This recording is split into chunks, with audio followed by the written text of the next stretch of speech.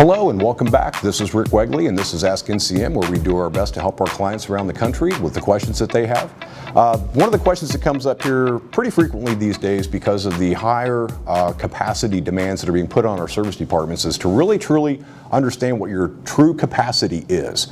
Okay, so when we look at true capacity in the service department, a lot of people say, well, you know, I'm out of room, I can't add any more technicians, all of my bays are full.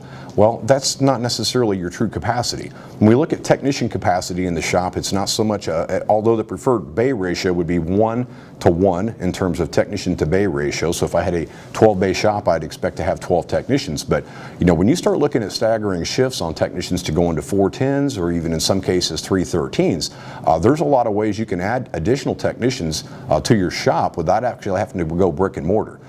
You know, with a 410 rotation for technicians, for example, if your dealership was open 6 days a week and they're open roughly 10 hours a day each day, with 2 bays, I could have 3 technicians and have that bay, both of those bays occupied 6 days a week, 10 hours a day, with overlapping shifts between those technicians. Now, just extending or staggering shifts on technicians doesn't truly increase your capacity unless you're adding technicians to fill that increased capacity in your shop. But capacity problems aren't always limited to just facility. It's more based on available hours to produce in the shop, which means that we have to start looking at ways that we can expand capacity sometimes without increasing the brick and mortar on the store. If you'd like to know more about capacity issues in dealerships and things we can do to help improve efficiencies in the dealership, feel free to reach out to us at the Institute.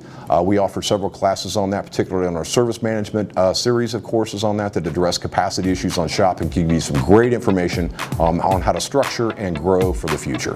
Thanks for joining me on this episode of Ask NCM. This is Rick Wegley and I look forward to seeing you next time.